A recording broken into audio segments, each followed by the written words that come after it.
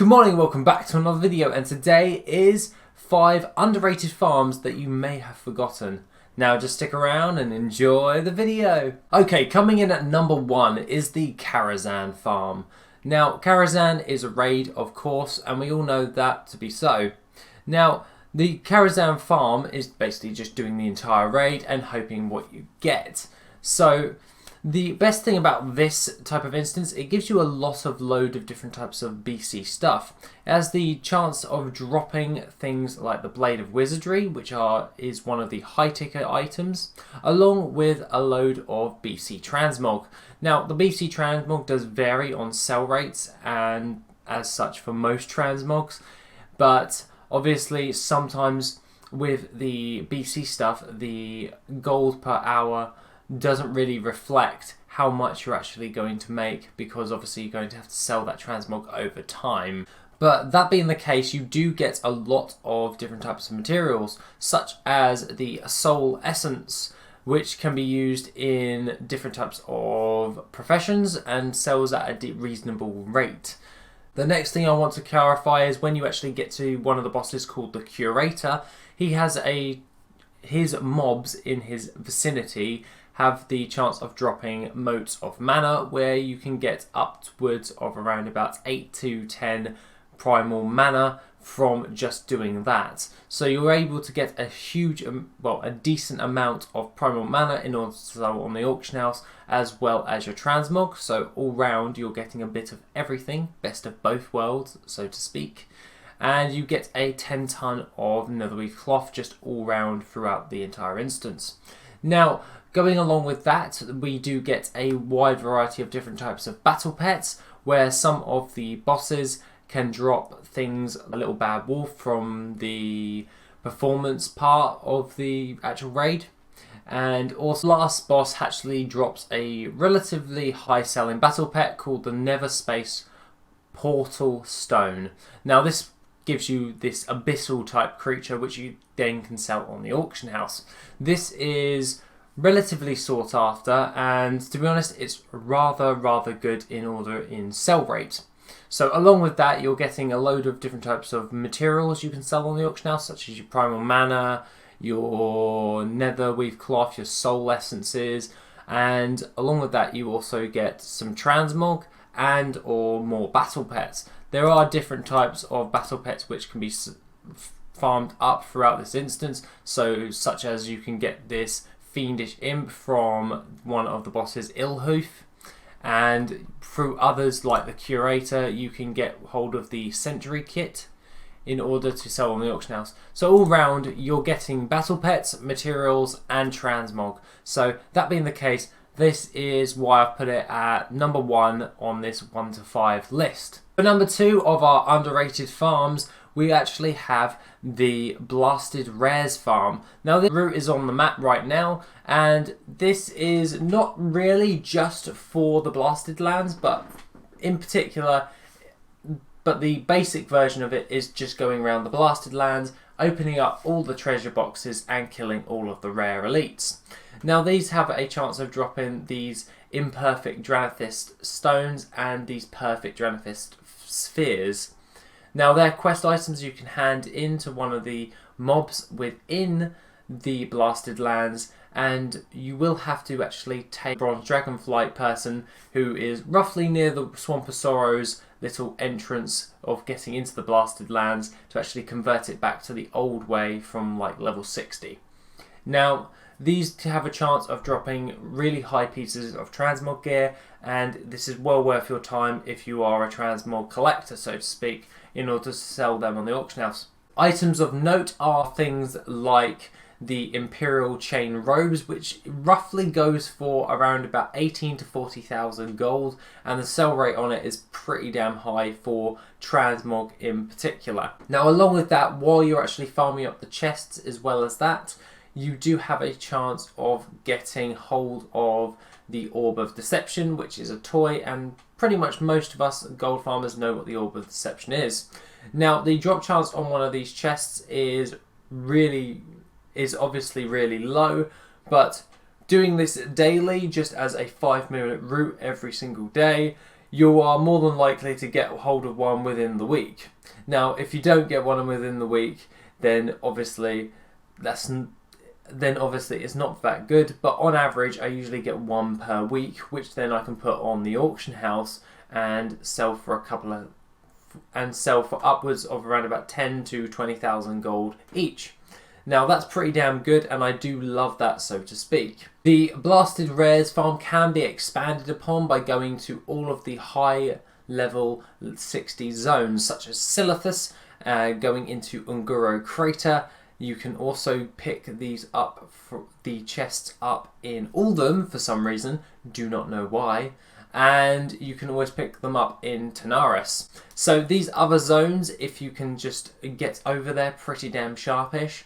I used to take the old Caverns of Time portal. Obviously that's been pretty much stopped now. But if you just get the Uldum portal in Stormwind, which is literally right behind me as we're talking right now, you can pretty much get there and just start farming in a nice clean route.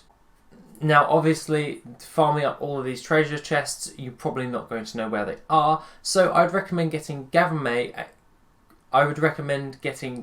2 and Gathermate 2 data. Now import the different types of treasure chests and make sure it's on always show. This can be done within your interface and going on to add-ons and going into your Gathermate 2 and going over to treasure nodes and setting that to always show. So this will always show any treasure chest spawn locations, and you can pretty much make a route up as and when which makes sense towards you. After a couple of runs of this, you pretty much get the gist on how you're going to farm this, and all round you do get a decent amount of different types of toys and or transmog.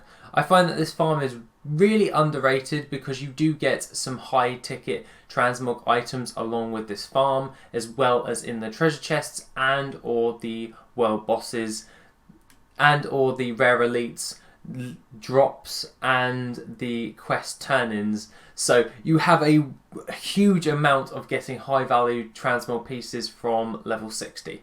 So that being the case, let's move on to number 3. Number 3 is something I've talked about quite a bit in the past, but I find is a rather underrated and pretty much uncompetitive type of farm, and that is the albino cavefish farm. Now this can be farmed up in Deepholm, and as you see on the map, you can pretty much see where you have to go in order to farm these up. Now these are only farmed up in a specific area within Deepholm, and that being the case is a great high value item in order to sell. Now you have two instances of where you can sell these and make money from, or otherwise gold. The first way is just fishing it up and selling the albino cavefish for roughly around about 50 to 100 gold a piece. Now that's pretty damn good, especially when you're doing an hour's farm of fishing and all you're doing is moving slightly to the left to actually fish up the pools. So that's pretty damn good gold per hour. It's usually roughly around about 30,000 gold per hour, so pretty damn good by that standard right there, especially for a kata farm. Now the albino cavefish can also be turned into deep stone oil, especially if you are an alchemist as well.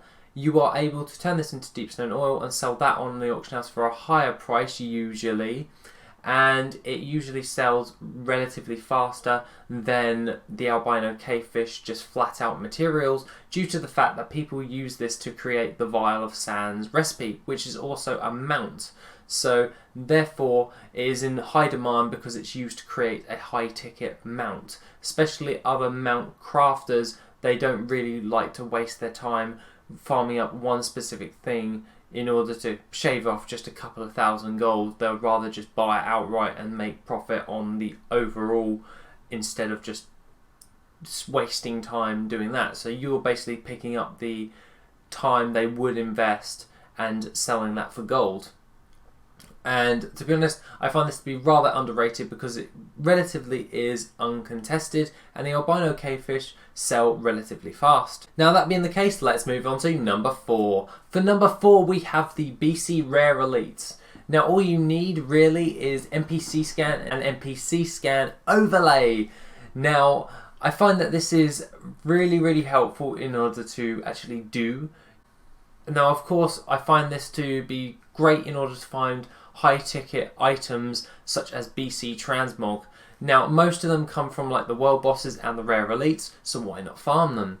Now there is a nice little route which I have made on the whole map, so you will have to take that into consideration on where you're actually going to be flying, but this will cover all of the rare spawn locations on the actual route as long as you are following it.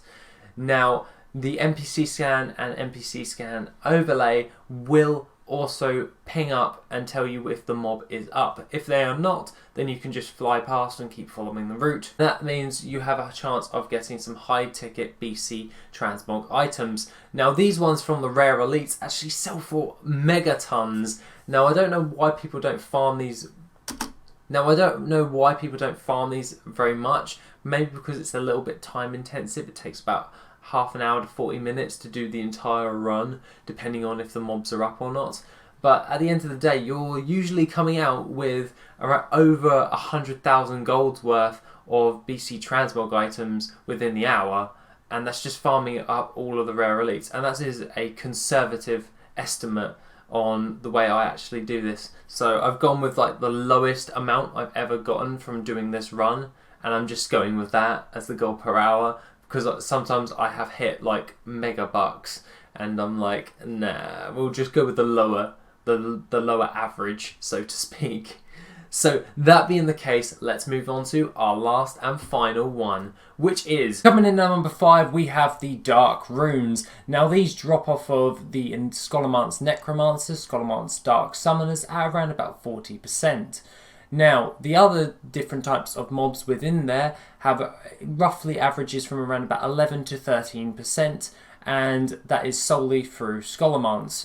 So if you are wanting to get hold of Dark Runes, I would highly suggest you go through Scholomance and just round up and burn down all of the mobs.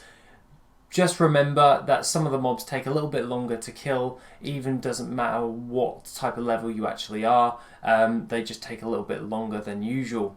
Other than that, Dark Runes actually sell for a reasonable amount of gold, and they are highly profitable when transmuting them into transmog items, so to speak. So you can also make different types of transmog items such as the Persuader, the Dark Rune Breastplate, the Dark Rune Helm. You can even use these to create your fell cloth bags.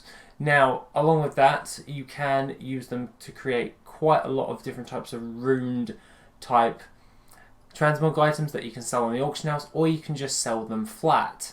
Now, price throughout most realms is around about 479 gold on average, and you're going to be picking up quite a lot of these when doing Scholomance. At a roughly 40% drop chance for these Dark Runes, you're going to be getting a lot of these for the amount of runs that you're going to be doing. Obviously this is a dungeon, so you'll be able to do this 10 times within the hour, and Scholomance is rather easy to navigate.